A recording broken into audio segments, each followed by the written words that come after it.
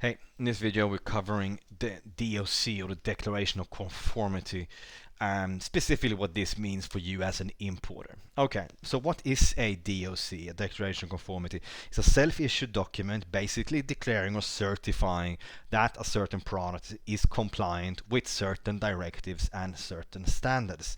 Now, this could include, well, it should include the product, some sort of product ID or an SKU, okay, a model number, something, so we can tie it down to a specific product. You may also need product features. It could be a color, a material, or something like that. The key is that we can connect this DoC to a specific product.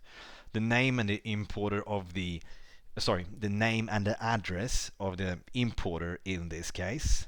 I will get back to that in a bit, the definition between the importer and the manufacturer. A list of EN standards, and in most cases also the EU directives that apply to the product, and that which requirements that you have been following, that you have been seeking to fulfill. Okay, location and responsible individual. Now keep in mind this can change, so this is just to give you a idea. Don't consider this to be like a definitive list or anything. All right, so which products require a DoC? Now, it's mandatory for every product that falls within the scope of a CE marking directive, okay? So electronics, gloves, helmets, sunglasses, bikes, machinery, toys, medical devices, just to name a few. And the big question is, and there's a lot of confusion about this, is the importer really responsible for issuing the declaration of conformity? And when it comes to custom designed or branded products, then yes, it's you, the importer, that is responsible for issuing the DoC. And what that means, I will explain in a bit. Now, in the scenario that you're buying a factory design product, okay, and a factory brand product. Let's say you would buy phones from Samsung. That's not going to happen, but just to give you an idea.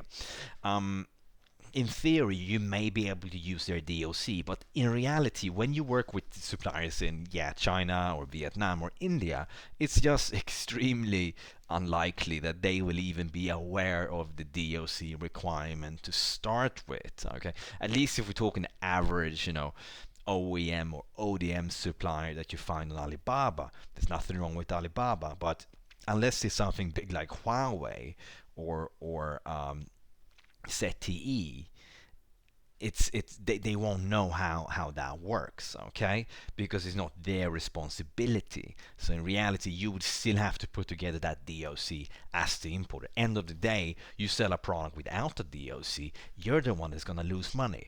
You're the one that could be fined. You're the one that's going to face a recall. You're going to lose that entire investment. So in reality, as an importer, you still need to be you need to be in charge of this. So how do you get a DoC? You don't get a DoC in the sense that you receive it from a third party like the testing company, or in most cases even a supplier, or from the government or something like that. You self-issue a DoC. You find out, okay, what information do I need in a DoC? You use Google Docs or whatever. You fill it out, you print, you sign, you store it for 10 years. That's the way it works. Do I need a DoC when selling on Amazon? Now, Amazon is not a country, not yet at least.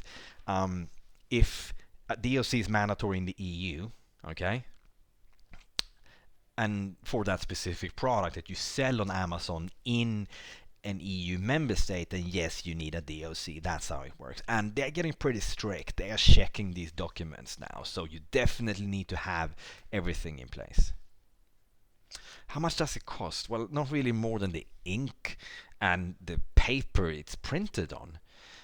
Now, that said though, testing is necessary because somehow, one way or the other, you need to prove, well, you also need to know which directives and EN standards that apply, and you may need to work with a consultant or like product IP or something to find out, and unless you're already a compliance expert, which I guess you're not, because then you wouldn't watch this video.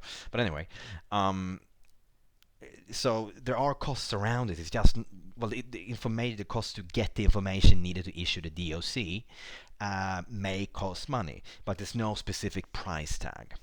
Now, what's the difference between a test report and a DoC? A DoC is a self-issued document. It's a statement. It's a declaration. Okay, just what it sounds like.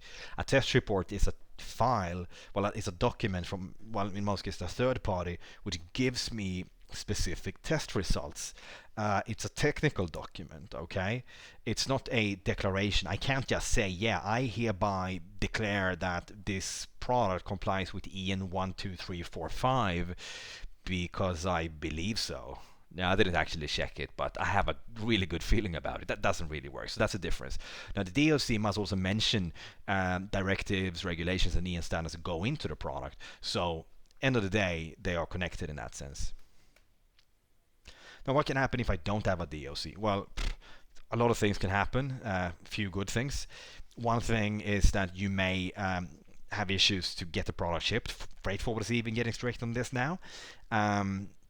The EU's been working to also shift responsibility to other let's say players in the supply chain, like shipping companies, fulfillment centers, and so on. Okay, and I think we're not far from the point when say Alibaba might also start to actually check these documents. The customs authorities, potential customers in the EU may request the DoC, but what can happen if you don't have one? You may not be able to ship the product, you could be fined. And the fines can be in the thousands of euros. And you can also be banned from continue to sell a certain product. So that could cost you millions, because that means that your entire stock is entirely worthless. Do I need to get the DoC approved? For some products, if a notified body is required, which is the case for certain medical devices and also PPE, some PPE, depending on the class. As always, you can find more information on our website. But in most cases, you don't really get a DoC approved. It's a self-issued document, and that's that. But it depends, and it could also change, because I think a lot of people feel that the system is really being abused. So there is the risk that this will change in the future. I hope not, because that will make everything more bureaucratic and slow and so on.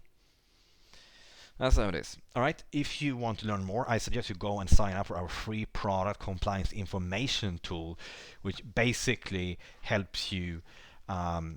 You input information about your product, about the materials, where you plan to sell it, and so on. And based on that, you then issue a PDF, and automatically generate a PDF report with information about labeling requirements, testing requirements, other compliance requirements, documentation, and so on. And the good thing is it's completely free. So you can go to compliancegate.com/free, get your free account right now.